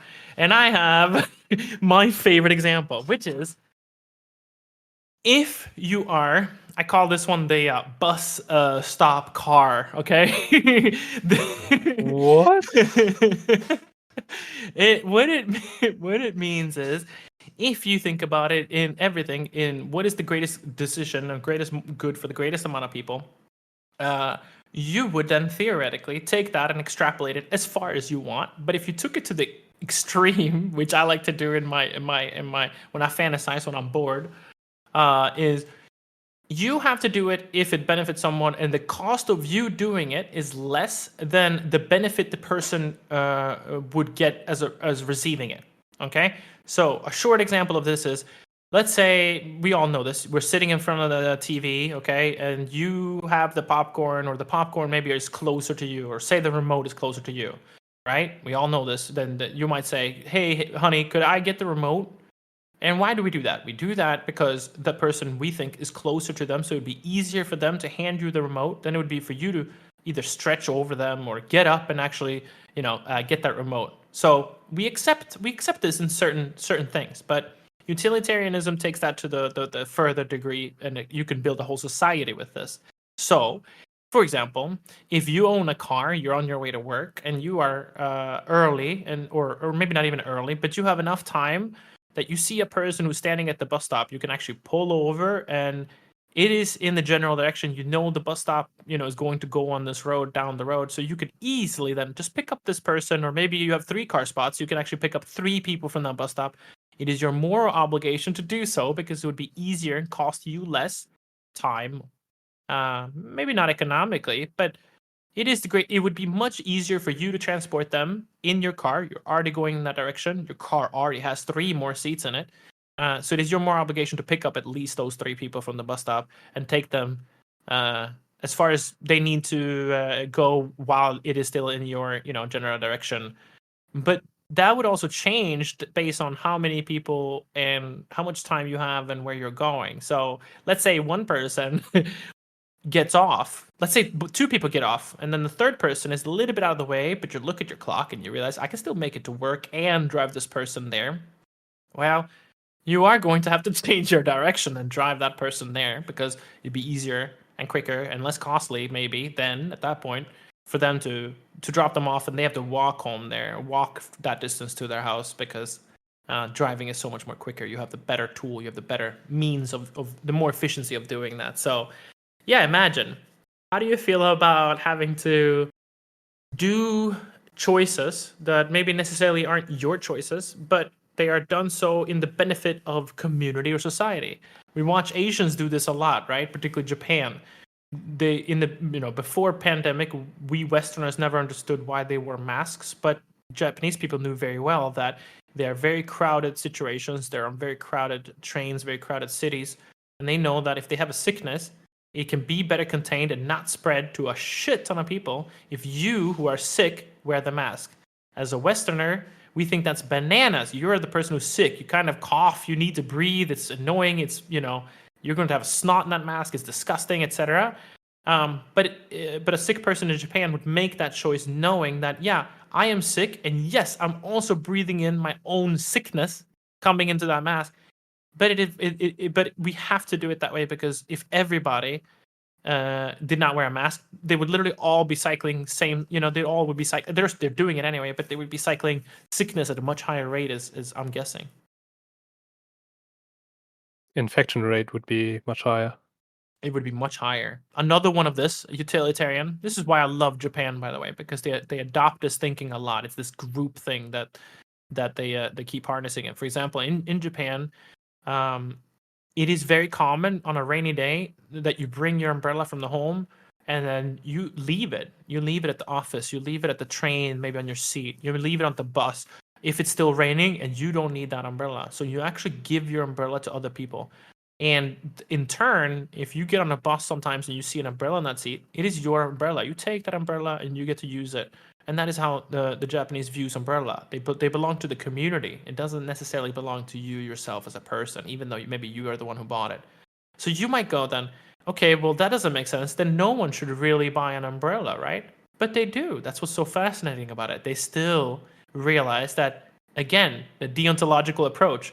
If no one bought an umbrella, there wouldn't be any umbrellas to leave on the seats and help other people. So they do, and if you watch, there's no shortage of umbrellas on a rainy day in Japan. Amazing people. Cool, huh? Wow. That is really wow. Yeah, Like, it is. I did not know that Yeah. about Japan, but that's literally Kantianism lived out to its fullest. I mean, Basically. yeah, it's even, in my opinion, it's even better because it takes into account the situation every single time. Whereas Kantianism doesn't. In Kantianism, you have to follow the rule even if it doesn't make sense. Remember in the Axeman example. Yeah. But in utilitarianism, not only does it change, in the car, for example, if you have 2 people get off and the third person actually has a different direction, but as long as you have time still, it would be morally, it would be your moral imperative to do that. In Kantianism, you might view these things a little bit different because you're supposed to follow the imperative that you're always doing it regardless of outcome. But with utilitarianism, that outcome changes all the time based on situations and circumstances, which makes it, to me, less friction and more adaptable to the real world. Now, it's your job, right, as someone who maybe follows this, to decide, okay, well, where do I draw the line? You have to draw the line somewhere. What is it that you value? What is the cost? I use that term so loosely that the cost of you picking up people from that bus stop is less. Yeah, if you measure in time, but maybe you're measuring personal cost, for example. A bus, for example, is much more utilitarian than a car. A car uses in the society much more gas. It takes up more space on the road. It's less green, whereas a bus is more efficient and cost everybody less. So maybe if you're a utilitarianist, you would argue that person, if he doesn't absolutely need it, should be on the bus, which would be a good argument. That is true. So it depends on how you view it a little bit. You can't split it down perfectly.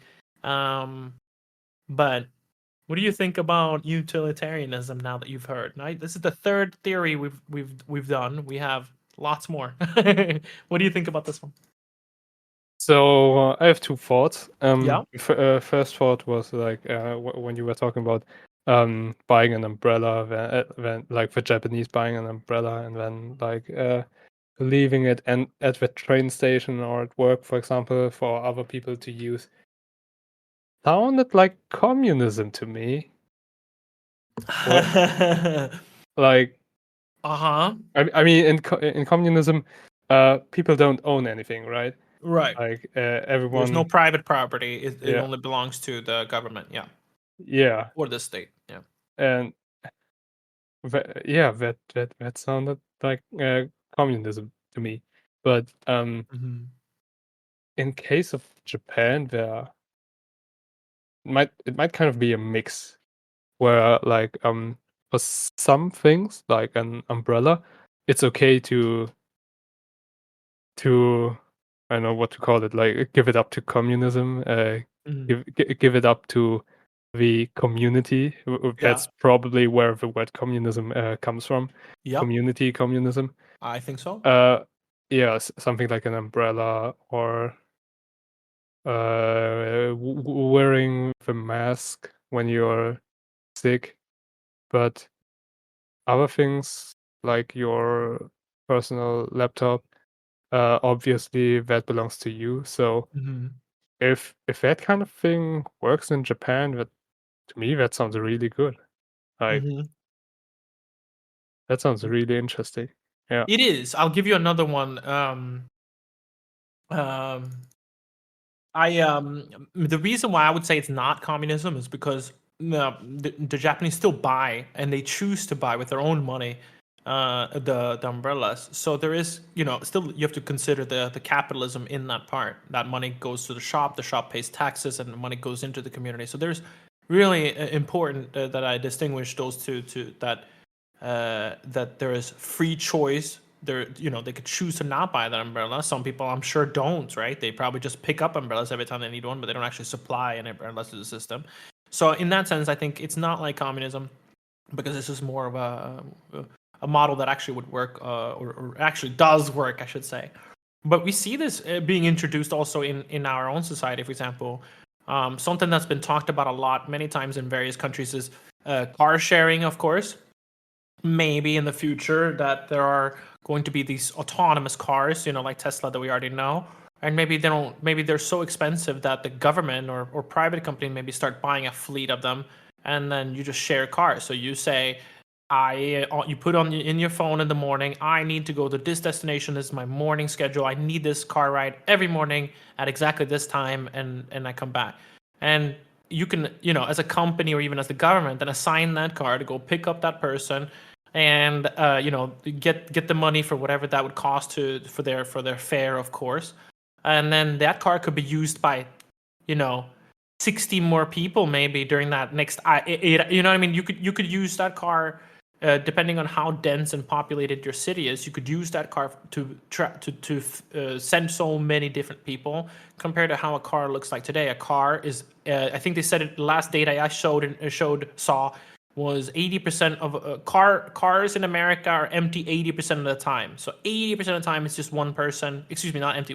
Just one person in the car. I meant empty meaning all the passenger seats are empty. About 80% of the time, I believe. And that is a huge waste to everything. So if you were thinking about a utilitarian approach, you would think, well, maybe those people who have these cars sitting in a garage during the whole workday? That doesn't make any sense. What if those cars were instead of picking up other people in the city and driving them around all day, and then at the end of the day, you know, the car knows what time you get off work, and you go to your car, and it's there, it's ready, it's just been used the day, but it's there ready to pick you up because it knows. And you know, that of course makes people feel a bit uneasy, me included. But it is an interesting way of looking at efficiency and the greatest good for the greatest amount of people, because there are many ways in society where we have a lot of waste, and that waste could be fixed, but because of extraneous reasons, we choose not to.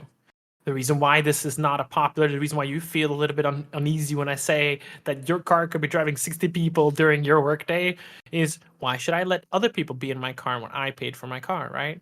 Why they might mess up my car. My car might smell by the time it comes back to me at the end of the day. That's my car. I paid for that. So yeah, we agree, and this is why car sharing is, you know, having a little bit more difficult. It exists in some of the you know, some of the cities and some of the countries, what I'm kind of describing there. But imagine a country enacting this as a law, like, you know, one day cars cannot belong to people, but rather they can only belong to corporations or governments. So in that way, you know, the company that you work for might be the one who sends your car in the morning and picks you and all your coworkers up, for example. That could be something. So have you thought about this before? So like the thing with the law you just said, that's literally communism. Like that's Yes, literally taking people's property, right? exactly. Yeah. Yep. Yep. Um, That is communism there. Yeah. but what I've been thinking about when you were talking about this was that's something that has been enabled with AI, because like before AI, um, a car couldn't just drive Yeah. autonomously. Like if you park your car after if you go to work, park your car, then it just sits there unless there's a driver using that car. Mm-hmm. So AI basically gives us a lot more opportunities Mm-hmm. to be more efficient, Mm-hmm. which is really great.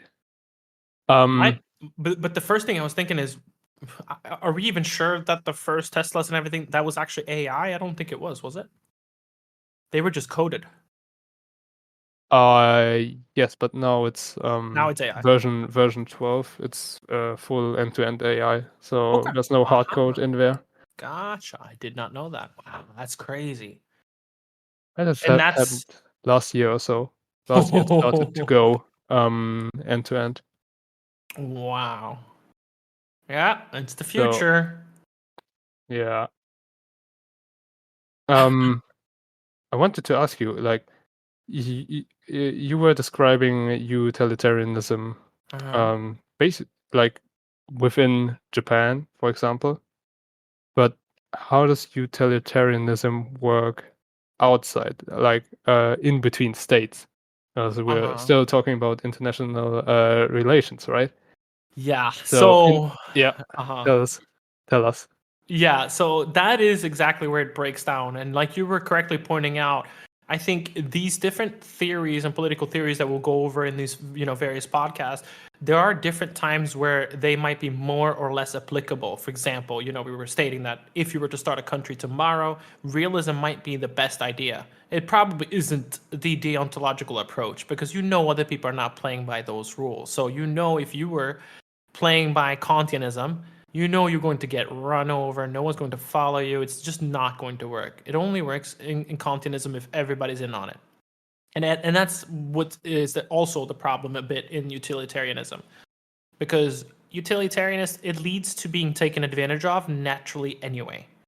There's always going to be, like you said, those people who are psychopaths or sociopaths, or people who just don't care, people who are vandals, people who are criminals, people who, you know, do the exact opposite of what you say just because you said it, right? There are those types of people who are not rational. So I forgot what I was going to say. I know. I got it back. I was going to say Perfect. that it is difficult then if you have other countries in a stateless international. It's not going to work to be utilitarianist all the way there because you are not going to have a country for very long. The other countries are going to take advantage of you, and they will view you as blue-eyed and naive and blonde because many countries do already as is they view people who are very giving or generous as kind of silly or foolhardy because some countries, some cultures, they view it as weak. And we might view it as very strong. It's a strong position to have enough to be able to give to another country or to another person. But some cultures, they don't believe that. So you have to remember that because there are all of these different ways of thinking about statesmanship and morals and ethics, that because people are going to follow many of them, just like religion, people are going to follow different religions. You're going to have some strife and some conflict there.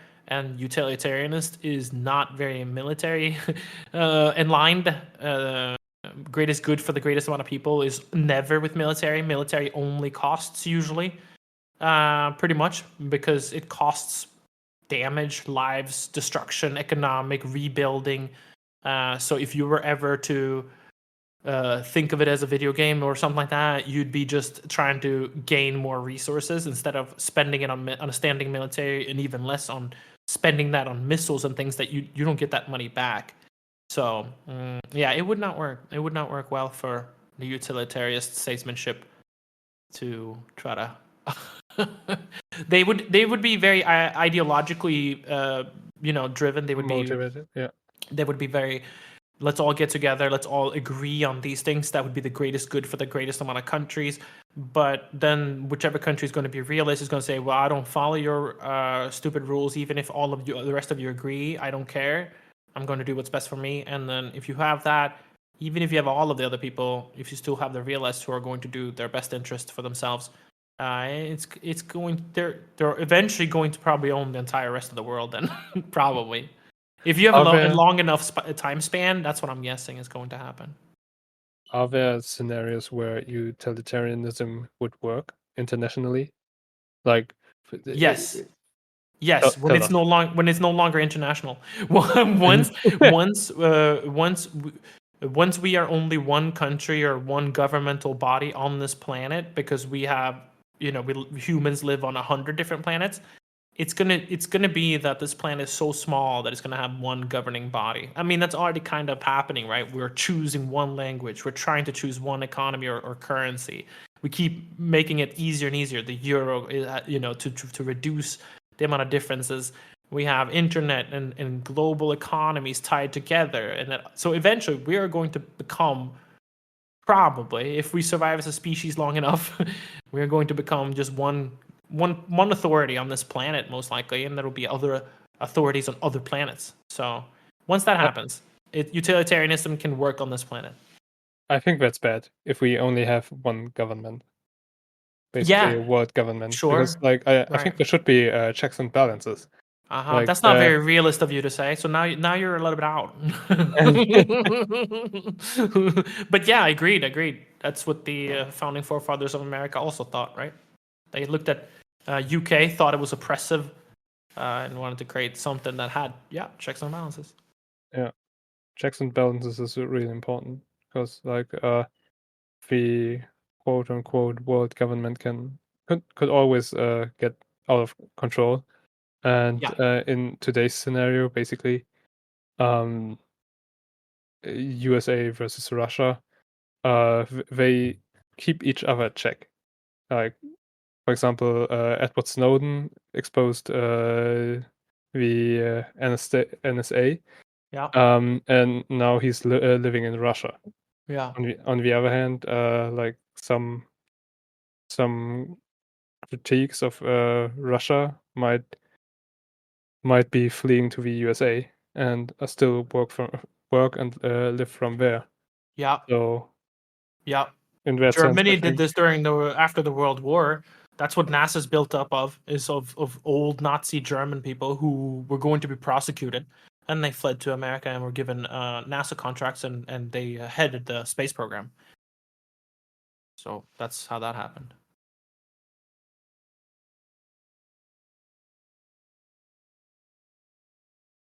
So, other than world government, utilitarianism is not possible, you think? Or Yeah, like I it's think. not a good strategy. Yeah, I think it's not. It is not a good strategy. It's great in controlled walled gardens where Mhm. everybody's in on it. But that's the problem is you can only make that walled garden, if you will, or you can only make that as big as you can control it. When I say control it, I don't mean literally control. I mean you have to have 100% people in. If you have people who start taking advantage of the system, and there's going to be, because why wouldn't you? If you are a realist, why wouldn't you go to a utilitarian country where you're going to get welfare, right? Because why wouldn't it be in there? That's the greatest amount of good for greatest amount of people. So you're going to have welfare, you're going to have a pay, you're probably going to have an apartment, uh, a lot of these different things that you don't have to work for that hard, because your average, if it's lower than the average of the utilitarian, then you are going to, you know, benefit more than you're going to put in.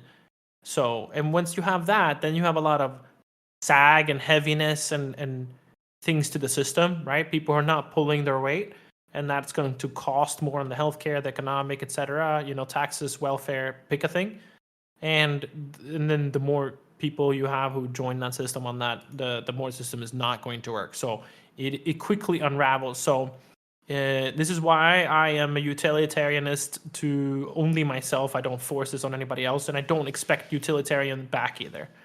And I think that's been working really well for me in most of my life, because it gives you the example of, do things for others without expecting something back.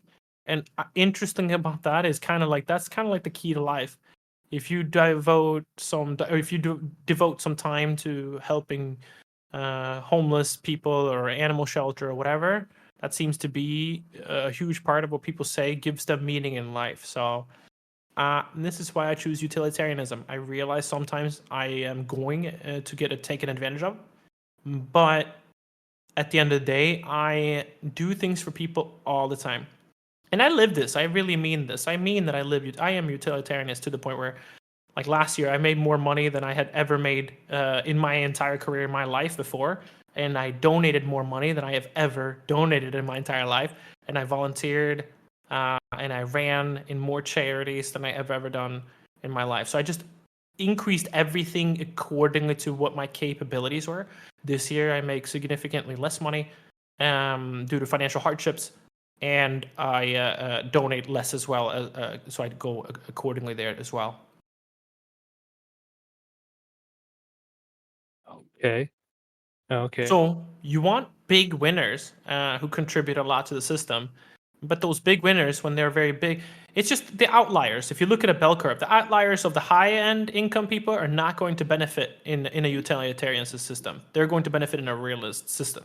And the same thing, the reverse. If you have no money, you have nothing to provide, no skills, no value, quote unquote, in society, you're also going to want to be in utilitarianism. You're going to benefit there. So you have both of those that are not ideal. You're going to have most of the heaviness because those people are naturally going to be motivated to join you, and you're also not going to have the high performer, high earner, because they're going to feel like they're giving more unfairly than they deserve, because they most likely work more, or they are providing more quote unquote value to society.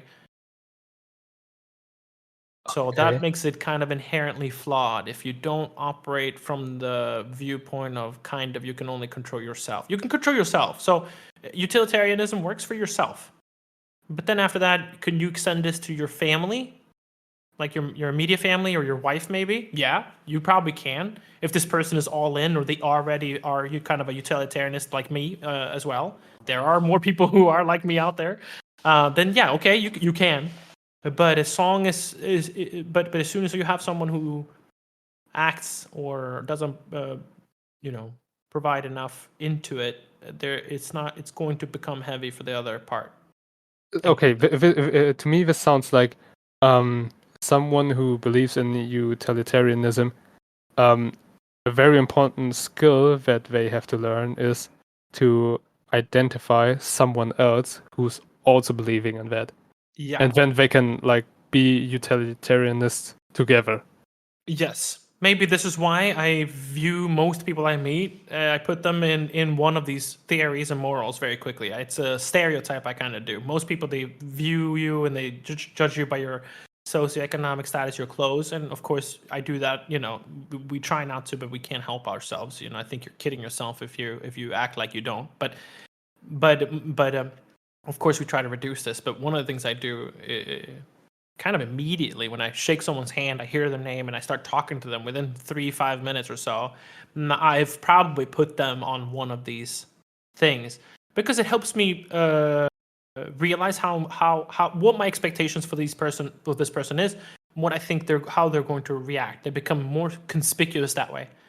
If I know that they seem to be identified as a realist, I know what to do with you. I know that I'm not going to be surprised if you stab me in my back. I always knew that could be a possibility. But if you say you're a utilitarianist, I would be very surprised if you were immoral then and stabbed me in the back. Remember, realists believe they are. Maybe they don't believe they're moral, but they are following quote unquote amoral. It's their moral. So you have to think about it that way. That doing what's best for you and your family is not immoral, and to stab someone else in the back then. Okay, to kind of conclude the utilitarianism. Uh-huh. I'm kind of thinking right now, realism is basically the first step or the border or the thing that creates the border, and Uh-huh. within the border, utilitarianism is possible. Just like the example of Japan. Within Japan, utilitarianism is possible. But outside of Japan, realism is a better strategy for survival. Yeah. If you are a backpacker traveling through various countries and you don't know if it's safe or not, yeah, think about what a realist would do, and that will serve you well. Make Yeah. sure you protect yourself and be safe and think smart. And think about yourself first. You might meet people during your backpacking journey that seem cool, or maybe they do some drugs and you wake up, and they've taken all of your things. Yeah, you cannot be a utilitarianist and go, yeah, man, let's all share our drugs. We're backpacking through, whatever country, or we're, train hiking through whatever. But yeah, be careful. So yeah, depending on what you're zooming in, zooming out, and which scenario you're in, these different things are more strong or weaker. Okay, so we had utilitarianism and realism. Uh-huh. What is liberalism And Kantianism. We had Kantianism as well. and Kantianism? Yeah. I think liberalism and postmodernism and stoicism are maybe ones we can discuss in another episode. What do you think about that? I would love to have we could talk about this forever, I think, but I would love to have some more time on these ones and get like a whole free new episode on these kind of topics, among other things. Like I said, I want to talk about logical fallacies as well. So Okay. should we wrap this one up? Well, let's wrap this one up. All right. All Thank you right. for listening.